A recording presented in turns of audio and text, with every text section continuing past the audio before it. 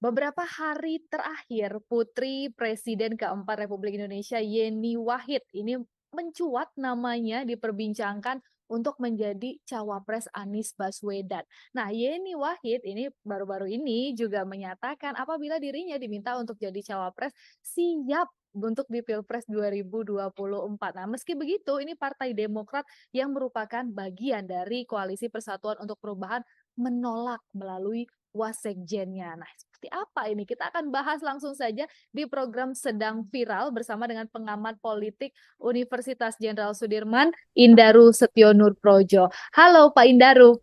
Halo Mbak, gimana sehat? Sehat Pak Indaru, apa kabar? Baik, baik, alhamdulillah Baik, baik. Pak Indaru, kita akan langsung saja melihat sosok seorang Yeni Wahid, begitu ya Pak, sebagai cawapres dulu nih. Kalau dari Pak Indaru sendiri sebagai seorang pengamat politik, bagaimana melihatnya?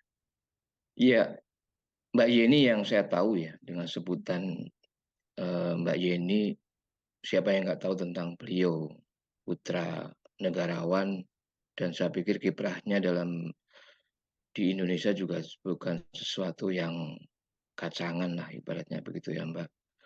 Dan beliau selama ini berhasil memerankan politik yang dilakukan oleh bapaknya Gus Dur dalam isu-isu kenegarawan.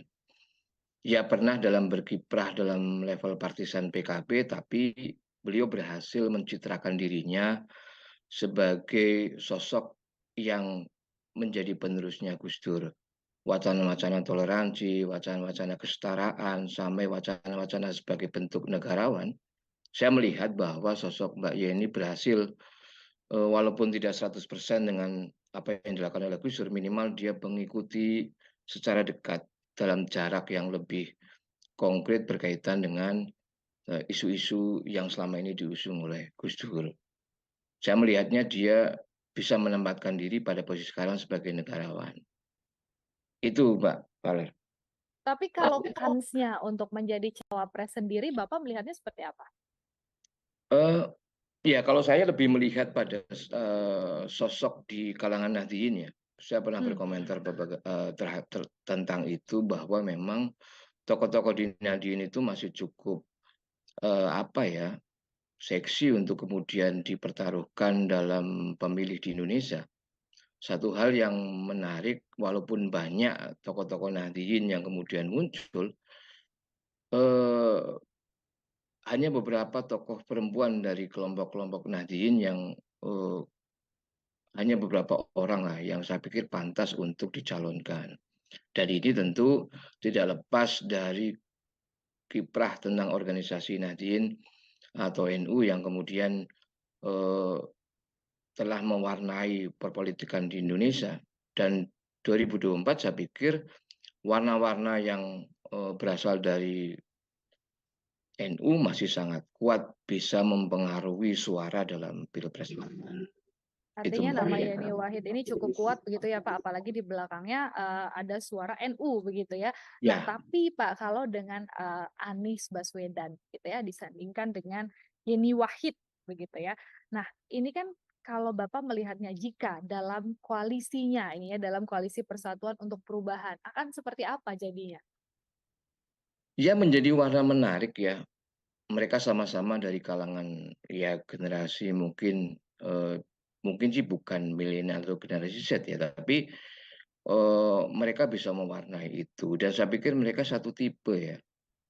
Tipe dalam logik berpikir yang sangat negarawan, logik berpikir yang kemudian mengedepankan gagasan-gagasan toleransi dan sebagainya. Ini menarik saya pikir. Kalau mereka disandingkan. Cuma persoalannya adalah ya harus diakui bahwa kedekatan Mas Anies waktu itu sudah ada proses 212 itu juga menjadi hal yang penting untuk menyandingkan bahwa eh, apa tokoh-tokoh NU yang punya wacana-wacana egalitarian, wacana-wacana tentang toleransi dan sebagainya.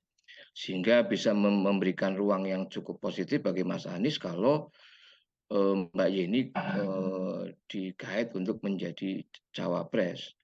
Dan posisi-posisi dalam wacana yang selama ini dibangun oleh Mbak Yeni dalam logik berpikirnya tentang toleransi, tentang kesetaraan dan kenegarawan yang dibangun olehnya, saya pikir beliau bisa masuk pada kelompok manapun.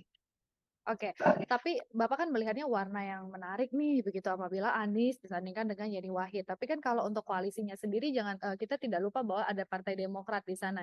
Eee, Kira-kira akan seperti apa nanti koalisinya ini, Pak? Bila kita, melihat bila nih seandainya memang Yeni Wahid menjadi cawapres. Nah, koalisinya Demokrat nanti akan seperti apa? Apalagi wasekjennya sempat menyampaikan, "Oh tidak, Yeni tidak cocok begitu untuk mendampingi Pak Anies," gitu. Karena kan dari Demokrat sendiri menyodorkannya AHY begitu. Ya, saya pikir kekurangan Mbak Yeni satu, dia nggak punya partai. Ya, otomatis dalam rangkaian sebuah sebuah proses capres-cawapres tentu dalam koalisi berusaha tokoh-tokoh dalam koalisi partai itu akan diusulkan. Nah, tiba-tiba orang luar di luar partai politik mereka tiba-tiba muncul dicalonkan tentu akan menjadi gejolak. Dan itu tidak sederhana. Saya pikir Demokrat maupun PKS juga tidak akan legowo 100% kalau kemudian Mbak Yeni dimunculkan menjadi calon wakil presiden. Eh, ya, tinggal realitasnya kemudian dengan AHY atau wakil dari PKS dengan Mbak Yeni bagaimana sebetulnya popularitas di kalangan pemilih eh, di Indonesia. Siapa yang paling diterima oleh pemilih terbesar di Indonesia saat ini yaitu generasi milenial dan generasi Z. Ini yang saya pikir pantas untuk dipertimbangkan. Kalau partai masing-masing punya ego tentu harus kadernya. Apalagi Mas AHY dari dulu sudah ya menyiapkan diri dalam wilayah-wilayah yang berkaitan dengan capres-cawapres. Saya pikir itu sih saya melihatnya, Mbak. Ada di sebuah pertemuan juga Pak yang mempertemukan, kemarin belum lama ini Anies Baswedan, AHY, dan Yeni Wahid nih ditanya oleh rekan-rekan jurnalis juga mungkin kalau Bapak sempat melihat, beritanya begitu ya, soal siapa nih Pak Anies cawapresnya gitu, karena di situ ada AHY dan juga ada Yeni Wahid di satu frame yang sama. Yeni Wahid langsung sigap nih menjawab, "Wah Mas AHY lebih cocok sepertinya untuk mendampingi Pak Anies," gitu ya. Nah tapi kalau dari pandangan Bapak sendiri ini nantinya kira-kira, Yeni Wahid ini akan ke koalisi mana sih, Pak? Gitu. Ya, satu hal Mbak Yeni tentu akan koalisi yang menerima dirinya, ya. Mhm.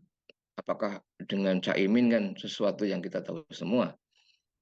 Dengan Pak Prabowo memang dekat, tapi selama ini belum ada pendekatan. Nah, yang sekarang mulai intensif adalah di koalisi perubahan punya Mas Anies dan Mas Ahaye. Dan masuknya Mbak Yeni itu kan suatu poin positif bagi koalisi ini karena tentu akan menambah magnet ya suara bagi pemilih di Indonesia. Bagaimanapun juga jaringan Mbak Yeni juga cukup kuat, cukup luas. Satu itu. Yang kedua juga komprominya kan tidak harus jadi cawapres. Mungkin juga nantinya menjadi menteri atau menjadi apa. Itu kan bagian dari proses-proses politik yang saya pikir didiskusikan dalam pertemuan kemarin. Dan tentu Mas Anies dan Mas Ahaye punya keuntungan positif bila Mbak Yeni masuk. Karena ya saya bilang tadi, jejaring dan kemudian kapasitas beliau, penerimaan publik yang melihat beliau lebih netral dibandingkan partisan-partisan Nahdien yang lain. Ini saya pikir menjadi ruang yang menguntungkan bagi Mas Anies dan Mas Ahaye. Itu saya pikir, Mbak. Oh, berarti menurut Bapak juga dengan bergabungnya Yeni Wahid ke koalisi ini akan menguntungkan Anies Baswedan dan juga AHY. Tapi kita lagi Betul. berbicara soal, cawapres nih, Pak, karena kan memang lagi Ya, ramai diperbincangkan nih, ya, Yeni Wahid akan maju menjadi cawapres kah atau tidak begitu ya. Nah, tapi kan kalau tadi Bapak sempat mengatakan ini warna yang menarik nih jika Anies disandingkan dengan Yeni Wahid. Cuman bila dibandingkan dengan AHY ini kan memang kita tahu elektabilitas Yeni jauh di bawah AHY, masih lebih tinggian elektabilitasnya AHY begitu ya. Nah betul, kalau betul. Bapak, melihatnya seperti apa? Apakah mungkin suara NU akan jadi pertimbangan lebih atau seperti apa? Ya, realistisnya memang kalau kita melihat soal selama ini kan sebetulnya kenapa Mbak Yeni kurang begitu populer dibandingkan AHY karena selama ini kan tidak di-push, Mbak. Kita lihat yang di-push dalam satu proses survei apapun Mbak Yeni jarang muncul namanya kan begitu. Dan baru wacana-wacana di bulan ini yang kemudian dimunculkan. Kalau dulu kan Mbak Kofifa yang di Surabaya. Ini yang menarik karena dulu yang disandingkan Mbak Kofifa dan Mbak Puan. Nah, sekarang muncul Mbak Yeni. Ini kan tinggal bagaimana mengupgrade-nya tim-tim kalau memang disepakati menjadi bagian dari koalisi perubahan dengan Mas Anies. Nah, seberapa potensi kuatnya, ya kalau saya mengamati tentu partai politik akan ego lah Mbak. Tidak akan melepaskan posisi penting itu kepada kader di luar partai yang mereka usung atau presiden yang mereka usung, koalisi yang mereka usung. Tapi saya melihatnya pada sisi lain bahwa kalau dalam 1-2 bulan ini proses perkenalannya Mbak Yeni dengan ke publik lebih intensif untuk hal seperti itu, saya pikir tidak menutup kemungkinan ratingnya akan naik. Dan itu akan menjadi pertimbangan penetapan akhir siapa yang menjadi pasangannya Mas Anies. Saya melihatnya akan lebih konkret seperti itu. Dan saya pikir kalau kita melihat, oke, Mas AHY lebih populer, tapi basis pemilih, kalau kemudian Mbak Yeni sudah dikenalkan di Jawa Timur, di Jawa Tengah, dan beberapa kabupaten, kota, atau provinsi lain di Indonesia, saya pikir akan bisa melebihi suara Mas AHY. Nah, ini yang menjadi tawaran penting atau pertimbangan penting bagi koalisi perubahan atau Mas Anies untuk kemudian bisa berkompromi atau kemudian Mas AHY bisa legowo untuk melihat proses perkembangan popularitas dan elektabilitas dari Mbak Yeni. Itu Baik. Mbak.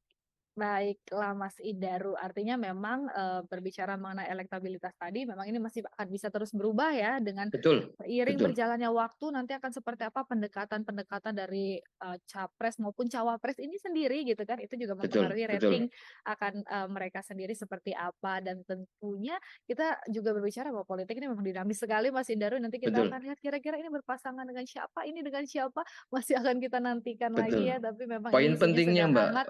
Apa poin tuh? poin pentingnya yang harus diperhatikan sebetulnya kan Hmm. politik Indonesia kan tidak jauh dari gambaran tentang nasionalisme dan Hmm. tentu isu-isu tentang ya ormas bernama Nahdien. Proses perjalanan panjang itu nggak diabaikan, sejarah sudah membuktikan itu. Nah, Ya. tinggal ini. Nah, selama ini kan wacananya koalisi ya yang lain itu kan nasionalisme terus. Coba tawaran-tawaran yang berbau Nahdien mandek juga kan begitu. Nah, kalau koalisi ini membuat terobosan dengan membuka ruang bagi basis putra-putra atau putra-putri Nahdien, saya pikir menarik untuk dalam pertarungan ke depan sehingga tidak begitu jomplang nantinya, Mbak. Baik, warna yang baru begitu ya, seperti yang Mas Betul. Indaru sampaikan tadi. Baik, terima kasih Mas Indaru tentunya atas waktunya ya untuk Terima diskusi kasih. kita hari ini. Terima kasih waktunya untuk liputan 6 Sukses ICTV. selalu, sehat-sehat.